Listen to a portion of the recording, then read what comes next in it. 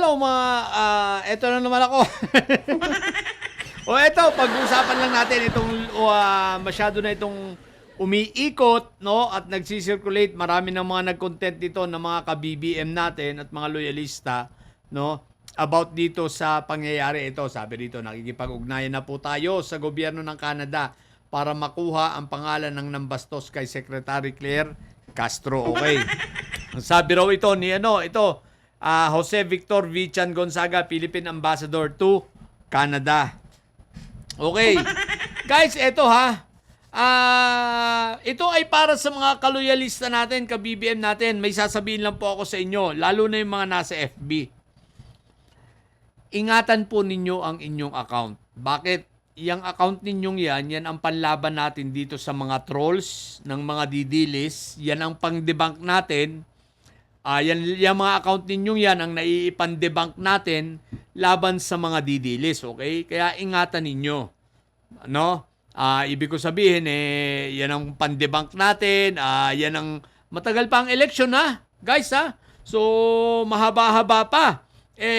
Pag mag-election na, sigurado tayo, ang mga trolls ng didilis, kakanayang mga yan, mga fake news pa naman yung mga yan, pero ang gagaling yan, yung mga yan, walang pakialam yan kahit masunog yung account nila, kasi nga puro trolls, puro fake account. Kasi may sa kanila, may may nag-finance. Meron silang China na gumagawa ng mga account nila at pinapagamit lang sa kanila. Unlike tayo, wala tayo. Tayo talaga mga legit at mga organic, no? So, wala tayong gano'n. Wala tayong makinarya na makakapag-create ng napakaraming accounts at pag na-erase yung isa mong account, babatuhan ka lang ng bago. Di ba? Wala tayong gano'n So, ang sinasabi ko guys, ingatan ang inyong mga account. Now, ano ang connection nito? Mga ka-BBM ko, kami na nandito sa Canada, na nagmo-monitor din dyan, sa totoo lang, walang ganitong statements at walang ganitong binibitawan at walang ganitong advisory ang kahit saang embassy dito sa Canada. Ibig po sabihin, ito po ay unverified at may posibleng hindi totoo. Okay, ibig sabihin kung ito ay hindi totoo, baka kayo ay biglang madaanan ng nag-check, no? Nagfa-fact check kagaya ng Vera, baka ma-flag ang inyong mga account. Mag-iingat po tayo dahil ito po ay may kaugnayan na binabanggit na rito ang embassy ng Canada. Ayan po, maliwanag Ambassador to Canada. Ayan nakikipag-ugnayan na po tayo sa gobyerno ng Canada. Hindi po tayo sigurado kung meron talaga dahil wala pong statement ang embassy. Now, kung meron, ay mabuti. Sapagkat tayo, ang gusto natin, papanagutin itong mga hinayupak na didilis na ito na nambastos kay Attorney Claire, kay Secretary Claire. No? Gusto natin silang papanagutin at papagbayarin sa kanilang mga kalokohan na yan, di ba? Gusto nga natin talagang maalis rito at ma-deport yung mga hinayupak na yan, makasuhan, di ba? Kaya lang yung batas dito sa Canada, guys, hindi porke ikino-complain mo ganun na yon, hindi po. Mahigpit po rito lalo na sa karapatang pantao na tinatawag. So kahit pa yung mga yan ay nag-violate ng ganyan, dadaan po talaga yan sa proseso, dadaan po yan sa hearing, hindi po yan basta-basta madedeport unless na yung mga yan ay makikitang mga illegal alien sa Canada, pwede po. Pero dito po ay masyado ang proseso.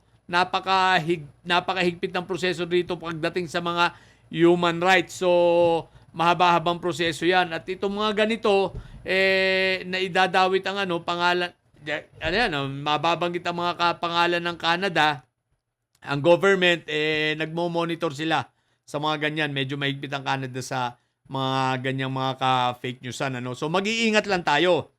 Ang sinasabi ko lang guys, lahat tayo ay gusto natin papanagutin itong mga hinayupak na ito na mga tirador ng food bank, pero mag-iingat rin tayo sa pagpo-post. Mabuti na i-verify muna natin bago i-post. Kaya ako po hindi ito pinopost, hindi ko pinapatulan. Dahil ilang araw na rin naman na after nung mangyari yun, 2 days na yata na ako nag-monitor din sa Canadian Embassy. Wala silang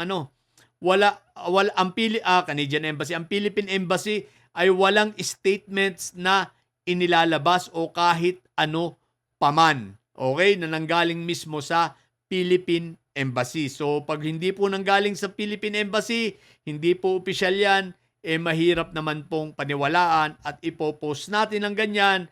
Ang sinasabi ko ay baka matsambahan kayo, ma-fact check kayo ng Vera at baka yung account ninyo ay ang tawag dito, ma-restrict, sayang naman. Paano pa tayo makikipaglaban yan sa mga fake news kung mawawala yung account ninyo? Ang hirap magpaumpisa katulad ko po, di ba?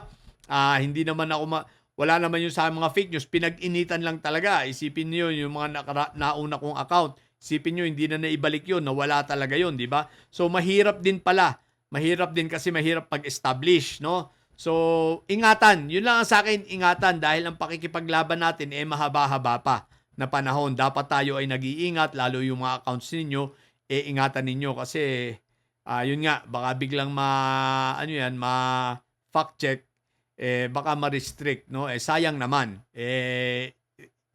Kumbaga, dapat sama-sama tayo, pagtulong-tulungan natin ang mga paglaban sa mga fake news na yan. Okay? So, yun lang po. At nawa ito ay makatulong sa bawat isa. Tulad po ng sinasabi ko, kung ito po para sa akin ay hindi po totoo at wala kasing unverified pa ito. Pero kung ito man ay totoo, kung talagang ang source ninyo na pinanggalingan nito ay talagang totoo at ito, aamin nitong si Jose Victor na ito, good, mabuti yon. Kaya lang, wala pa nga statements ang Kaya ako po, para sa akin, ay hindi ko pa masabing ito ay totoo dahil wala pang nire-release na official statements ang Philippine Embassy dito sa Canada. Dahil kung meron, siguradong magre-release sila ng statement na yan. Okay? Lalo na pag sa mga investigations na ganyan. Okay? So yun lang po sa mga bobong didilis at may sayad dyan na nyo. Matili kayong mga bobo at may sayad sapagkat ang may sayad ay amoy lugar. Laging high blood. Bye! Sana man nakatulong to ha. Bye.